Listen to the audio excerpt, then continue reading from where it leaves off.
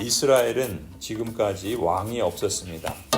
이집트에서 노예였고 광야에서는 하나님께서 왕이 되셔서 모세를 중보자로 세워 다스리셨기 때문입니다.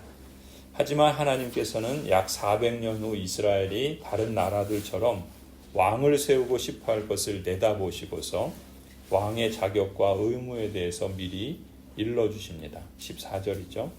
주 당신들의 하나님이 주시는 그 땅에 들어가서 그 땅을 차지하고 살 때 주위의 다른 모든 민족같이 당신들도 왕을 세우고 싶다는 생각이 들거든 당신들은 반드시 주 당신들의 하나님이 택하신 사람을 당신들 위에 왕으로 세워야 합니다. 당신들은 결례 가운데서 한 사람을 왕으로 세우고 같은 결례가 아닌 외국 사람을 당신들의 왕으로 세워서는 안 됩니다.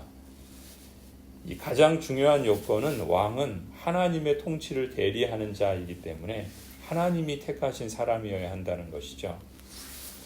또한 왕이 될 자는 전쟁에 필요한 무기를 구하려고 애쓰거나 정략 결혼으로 아내를 많이 두거나 돈을 의지하지 말아야 한다라고 말씀합니다. 15절, 16절, 17절이 그 말씀이죠. 너무 많은 말, 이건 군사력이죠. 또 많은 아내, 솔로몬이 그랬던 것처럼 정략적 결혼을 통해서 정치적인 동맹을 맺고 외교력을 키워서 나라를 부강하게 하려고 하는 것들입니다. 그리고 너무 많은 은금, 경제력이죠. 이처럼 군사력과 또 외교력과 경제력, 사실 나라라면 모든 나라들이 추구할 만한 그런 것들을 하나님께서는 그렇게 구하려고 애쓰거나 많이 두거나 의지하지 말라라고 말씀합니다. 왜냐하면 이것이 다 하나님을 의지하지 않는 이방인의 정치 방식이기 때문에 그렇습니다. 사람의 욕심은 끝이 없죠. 가지면 가질수록 누리면 누릴수록 더 많이 갖고 싶고 더 많이 누리고 싶어 하는 것이 사람의 마음입니다. 또 가진 것이 많을수록 그만큼 하나님을 의지하지 않는 것 같습니다. 오히려 부족할 때 더 기도하게 되고 하나님을 바라보게 됩니다. 내가 정말 내려놓아야 할 것은 무엇인가? 많은 힘이 있다고 하나님을 멀리하진 않는가? 쾌락을 얻기 위해서 하나님께 가까이 하는 것을 불편해하지는 않는가? 돈을 많이 벌기 위해서 하나님께 헌신하는 것을 유보하지는 않는가? 그리스도인들은 왕 같은 제사장으로서 하지 말아야 할 것이 있고 적극적으로 해야 할 것이 있죠. 모든 그리스도인이 바로 왕이요 제사장이다라고 말씀하시는 점에서 그렇습니다.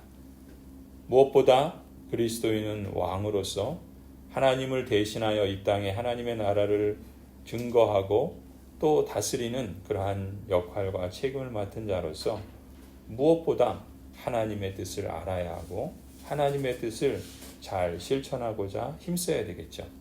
그러려면 먼저 하나님의 뜻을 알아야 되겠죠.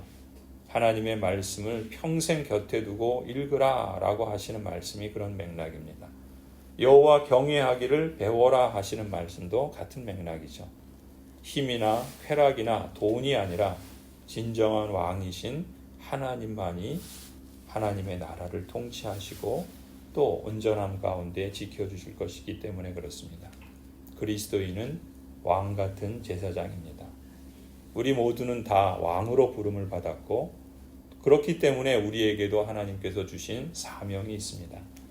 하나님께서 우리 인생의 진정한 왕이시고 구원자이시죠.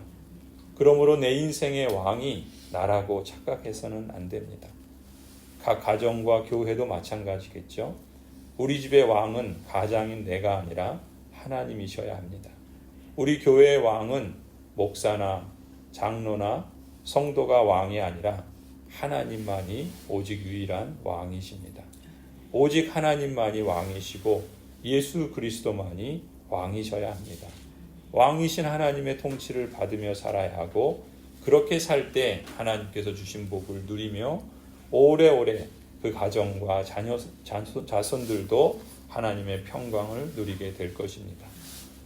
그런데 사실 왕들은 하나님의 말을 잘 들어야 하는데 권력이 생기고 힘이 생기고 또 능력이 생기고 또 여러 가지 그러한 자랑거리들이 생기면 하나님의 말을 잘 듣지 않습니다.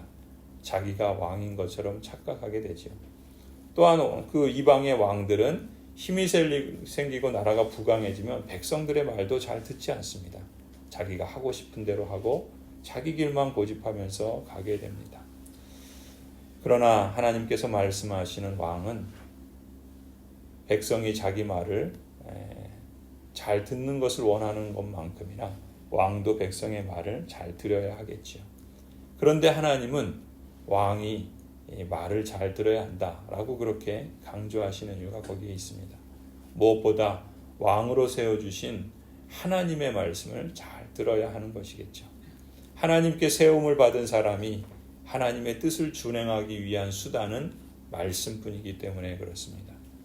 우리가 이 사회에서 교회로서 하나님 나라를 증거하는 그러한 왕적인 그러한 사명을 감당하고 선지자적인 그러한 부르심을 이루어가기 위해서 또 제사장적인 그러한 긍휼의 사역들을 실천하기 위해서 우리에게 필요한 것은 왕이신 하나님의 뜻을 잘 받드는 것이라 믿습니다. 그래서 평생 성경의 말씀을 옆에 두고 묵상하는 것이고 그 말씀을 따라 다른 사람이 아니라 우리 자신에게 먼저 적용하고 그 말씀을 따라 살기 위해서 몸부림치며 성령 하나님을 끊임없이 의존해야 되겠지요. 왕의 명령이 기록된 성경을 펼쳐야 합니다. 그리고 그 성경 말씀을 내 인생의 기초로 삼아야 합니다. 그럴 때 내 인생의 주인이 진정 하나님이 되시고 하나님께서 그 말씀을 따라 우리를 통치하시는 삶의 놀라운 일들을 실감하며 살아가게 될 것입니다. 우리의 기도가 이렇게 하나님께 드려지기를 소원합니다. 하나님, 제 인생의 왕으로 하나님을 모시며 하나님의 뜻대로 살게 하여 주옵소서. 이 기도의 고백이 우리 마음에서부터 또 우리의 생각으로 또 우리의 말로 또 우리의 삶으로 이어져서 하나님께서 이월 한 달 하루하루 또 한 주간 우리의 인생 전체를 다스려 주셔서 하나님이 왕으로서 높임을 받으시고 또 우리는 그 왕의 통치와 그 날개 아래 참된 평안과 또 하나님 주시는 분복을 누리며 또 나누며 살아가는 복된 인생이 되기를 간절히 축원합니다.